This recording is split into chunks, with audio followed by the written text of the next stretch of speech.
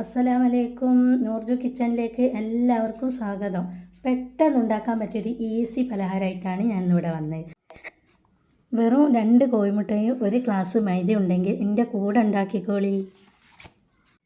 ഈ ഒരു ഗ്ലാസ്സിലാണ് ഞാൻ മൈദ എടുക്കുന്നത്. അതൊരു പാത്രത്തിലേക്ക് ഇട്ട് പാകത്തിന് ഉപ്പും ചേർത്ത് പാകത്തിന് വെള്ളവും ചേർത്ത് നമ്മൾ പൂരിക്കൊക്കെ കുഴയ്ക്കുന്ന മാതിരി കുഴച്ചെടുക്കുക. ഈ വീഡിയോ നിങ്ങൾ സ്കിപ്പ് ചെയ്യാണ്ട് കാണണേ, എന്നാലേ ഞാൻ ഇതിൽ എന്തൊക്കെ ചേർക്കുന്നതെന്ന് കാണാൻ പറ്റുള്ളൂ. പിന്നെ ഈ വീഡിയോ സബ്സ്ക്രൈബ് ചെയ്യാണ്ട് ആരെയും കാണുന്നുണ്ടെങ്കിൽ ഒന്ന് സബ്സ്ക്രൈബ് ചെയ്യണേ.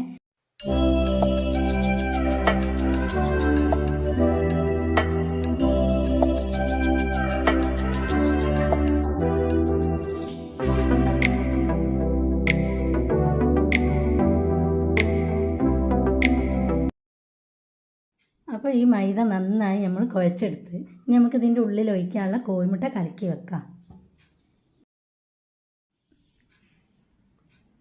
ഇതിലേക്ക് 2 ഏലക്കായ് വേണം. 4 ഏലക്കായ് ഇങ്ങനെ കാണിച്ചു തരാൻ വെച്ചാണ്. 3 അണ്ടിപ്പരിപ്പ്, ഇതാണ് ഏലക്കായിൻ്റെ പൊടി. പിന്നെ അത് പൊടിക്കണമെന്നില്ല, പൊടിച്ച പൊടിയാണ് ഞാൻ അവിടെ കാണിക്കുന്നത്. എന്നിട്ടിത് ചെറുതാക്കി അണ്ടിപ്പരിപ്പ് ഇങ്ങനെ ചെറിയ പൊടിയാക്കി അരിഞ്ഞിട്ടേക്കണം. ഇതൊക്കെ നിങ്ങൾക്ക് വേണമെങ്കിൽ ചേർത്താൽ മതി കേട്ടോ. ഞാനിതൊന്ന് കടിക്കാൻ വേണ്ടിയിട്ട് ഇട്ടതാണ്, എൻ്റെ കയ്യിലുള്ളതിനോണ്ട്. ഇല്ലെങ്കിൽ ഇതൊന്നും ഇടണ്ട, പ്ലെയിനാക്കി ഉണ്ടാക്കിയാലും ഇതിന് നല്ല ടേസ്റ്റാണ്. ആ 2 കോഴിമുട്ടൻ്റെ അകത്തേക്ക് 3 സ്പൂണ് പഞ്ചസാര, ഈ പൊടിച്ച് വെച്ച അണ്ടിപ്പരിപ്പും 2 ഏലക്കായ് പൊടിച്ചതും ചേർത്ത് കലക്കി വെക്കുക. ഒരുപാട് അങ്ങ് ഇതായി പോകേണ്ട, പഞ്ചസാര കലങ്ങി കിട്ടിയാൽ മതി. നമുക്ക് പത്തിരി പരത്താം. ആ പഞ്ചസാര കലങ്ങുന്ന വരെ സ്പൂണ് വെച്ച് നല്ലോണം കലക്കിയാൽ മതി കേട്ടോ. അടിച്ച് പതിപ്പിക്കൊന്നും വേണ്ട. ഇനി ഇതിൽ കാണുന്ന മാതിരി നമ്മൾ പൂരിക്കൊക്കെ പരത്തുന്ന മാതിരിയാണ് പരത്തേണ്ടത്. ഞാനിതോടെ വലുതാക്കി പരത്തിങ്ങാണ്ട് മുറിച്ചെടുക്കുകയാണ് പൂരിൻ്റെ ഷേപ്പിൽ. നിങ്ങൾക്ക് വേണേൽ ഒറ്റൊറ്റായിട്ടും പരത്തിയെടുക്കാം.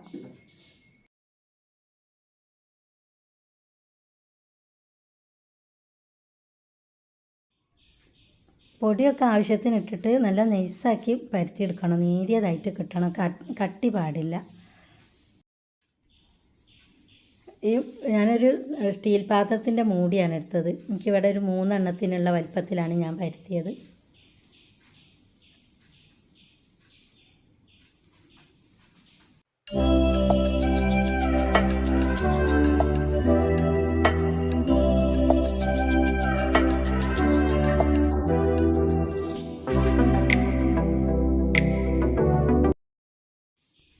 ഇതിൽ പൊടി ഇടുന്നതൊക്കെ എല്ലാം ശ്രദ്ധിക്കണം കേട്ടോ. ഇതിൽ നിങ്ങൾക്ക് കണ്ടാൽ മനസ്സിലാവും എന്തിനാണ് ഞാൻ അങ്ങനെ ചെയ്യുന്നതെന്നുള്ളത്.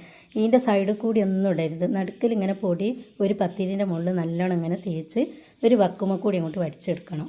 ഇത് നല്ല ഫുള്ളായിട്ട് കണ്ടാൽ നിങ്ങൾക്ക് മനസ്സിലാവും. ഒരു പത്തിരി അതിൻ്റെ മേലെ വെച്ച് ഒട്ടിക്കാനുള്ളതാണ്.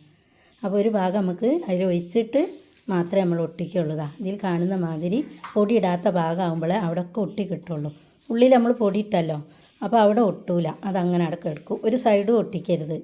ആ സൈഡിൽ കൂടി നമുക്ക് കോഴിമുട്ടൻ്റെ മിക്സ് ഒഴിച്ച് കൊടുക്കാനുള്ളതാണ്. ഈ വീഡിയോ നിങ്ങൾ കണ്ടാൽ നിങ്ങൾക്ക് മനസ്സിലാവും. ഒഴിച്ച് ഇങ്ങനെ ആക്കി വെക്കരുത്. വക്കൊക്കെ ഇങ്ങനെ മടക്കി ഒരു ഭാഗം ഒഴിവാക്കി തന്നെ വെക്കണം. നമ്മൾ ആക്കാനുള്ളതൊക്കെ തയ്യാറാക്കി വെക്കുക ആദ്യം.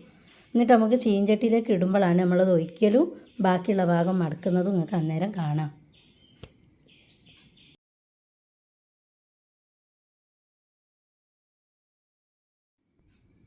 അങ്ങനെ സൈഡൊക്കെ ഞങ്ങൾ മടക്കി ഒരു ഭാഗം ഇങ്ങനെ വെച്ചാലേ ഉള്ളൂ. അതിൻ്റെ ഉള്ളിൽ കൂടി നമുക്ക് ഈ കണ്ടില്ല, ഇതിൽ കാണുന്ന മാതിരി തന്നെ ഇതിൻ്റെ ഉള്ളിലൊരു അറ വേണം. അപ്പോൾ അതെല്ലാം നമുക്ക് റെഡിയാക്കി വെക്കുക, ഉണ്ടാക്കാനുള്ളത് ഫുള്ളും. ബാക്കിയുള്ളതൊക്കെ ഞാൻ അങ്ങനെ ചെയ്തെടുക്കുന്നുണ്ട്. മനസ്സിലാകാത്തതിൽ ഒന്നും കൂടി ശ്രദ്ധിച്ച് നോക്കിക്കോളി, അപ്പോൾ മനസ്സിലാവും. കണ്ടോ, ഞാൻ ആ സൈഡിലേക്കൊന്നും പൊടിയാക്കുന്നില്ല, നടുക്കും ഒരു സൈഡിൽ മാത്രമാണ്. അങ്ങനെ ആ സൈഡിലാക്കിയാലേ നമുക്കത് അവിടെ ഒട്ടാണ്ട് നിൽക്കുള്ളൂ. ഈ പത്തിരി അതിൻ്റെ മേലെ വെച്ച് കൈ കൊണ്ടൊന്ന് മെല്ലെ പ്രസ് ചെയ്ത് കൊടുക്കുക.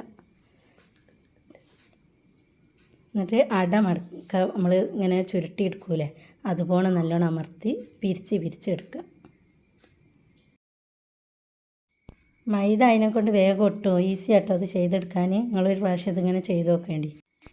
ആർക്കും ചെയ്തെടുക്കാൻ പറ്റുന്നതേ ഉള്ളൂ.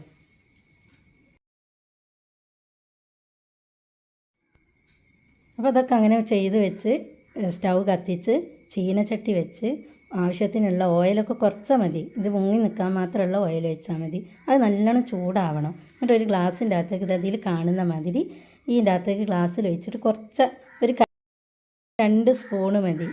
എന്നിട്ട് ഇതങ്ങനെ ഒട്ടിച്ചാൾ. അപ്പം തന്നെ നമുക്കത് ഒട്ടും വേഗം ആ കോഴിമുട്ടൻ്റെ ഇത് നനവ് തട്ടുമല്ലോ, അപ്പം വേഗം ഒട്ടും. എന്നിട്ട് ചീനച്ചട്ടിയിലേക്ക് ഇട്ട് കൊടുക്കുക. ചൂടായ എണ്ണയിലേക്ക് ഇട്ട് കൊടുക്കുക. നല്ല ഹൈ സ്പീഡ് തന്നെ വേണം കേട്ടോ. തീ കത്തുക, കുറയ്ക്കൊന്നും വേണ്ട, മറ്റേ എണ്ണ കുടിച്ച് പോകും. എന്നിട്ട് ഇത് നല്ലോണം പൊന്തുന്ന വരെ കാത്തിക്കണം. നിങ്ങൾ കയ്യിലിട്ടും കൊണ്ട് ഇളക്കുകയൊന്നും ചെയ്യരുത്, അത് പൊന്തുക. കണ്ടില്ലേ? ഇനി ഒന്ന് സ്പൂൺ കൊണ്ട് ഓയിലൊക്കെ ഒന്ന് മേലേക്ക് ഇങ്ങനെ തേകി കൊടുക്കുക. എന്നിട്ടൊന്ന് മെല്ലെ മറിച്ചിടണം.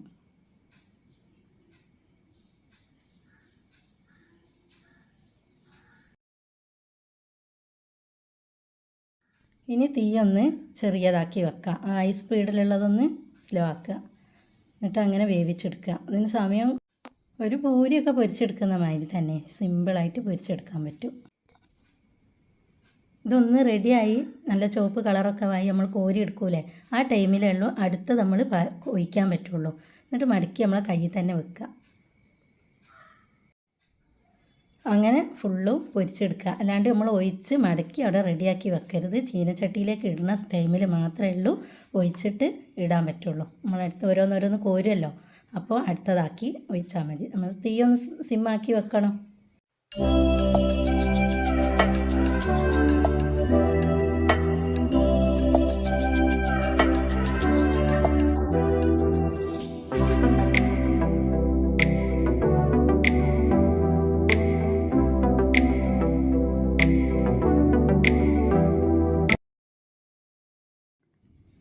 ഇതിന് എൻ്റെ മക്കൾ ഇതിങ്ങനെ മുട്ട അതിൽ ഒഴിക്കുന്നതിനോണ്ടാണ് എനിക്ക് ഓടി പറയുക മുട്ട നിധി എന്നാണ്. ഞാനോലോ പറഞ്ഞു കൊടുക്കും ഇതിൻ്റെ ഒറിജിനൽ പേര് മുട്ട പത്തിരിയാണ്. ഓല് വീണ്ടും പറയും മുട്ട നിധി. എന്നാൽ മുട്ട നിധി എന്ന് കിടക്കട്ടെ. അപ്പോൾ ഇങ്ങനെ എല്ലാ മുട്ട നിധിയും ഇങ്ങനെ പൊരിച്ചെടുക്കുക. കൈയൊന്നും പൊള്ളരുത്, ഒക്കെ ശ്രദ്ധിച്ച് ചെയ്യുക. എൻ്റെ വീഡിയോ ഒക്കെ എല്ലാവരും കാണുന്നുണ്ട്, പക്ഷേ ലൈക്ക് കുറവാണ്. നിങ്ങൾക്ക് ഇഷ്ടപ്പെട്ടിട്ടില്ലേ? ഇഷ്ടപ്പെട്ടില്ലെങ്കിൽ നിങ്ങൾ കമൻറ്റ് ബോക്സിൽ വന്ന് പറഞ്ഞോളി, ഞാൻ മാറ്റം വരുത്താം. എന്തെങ്കിലും മാറ്റം വരുത്തണമെങ്കിൽ ഇത് ഇഷ്ടപ്പെട്ടാൽ ഒരു ലൈക്ക് തരണേ, ഞാൻ ലൈക്ക് പ്രതീക്ഷിക്കുന്നു. അപ്പോൾ ഇവിടെ 6 മുട്ടനീതി ഇവിടെ റെഡി ആയിട്ടുണ്ട്. എനിക്ക് ആ അളവിൽ 6 മുട്ടനീതി കേട്ടോ കിട്ടിയത്. നിങ്ങൾ നല്ല ചൂട് കട്ടൻ ചായൻ്റെ ഒപ്പം കഴിച്ചോളൂ. ഇനി അടുത്ത വീഡിയോ കാണും വരെ ഇൻഷാ അല്ലാ.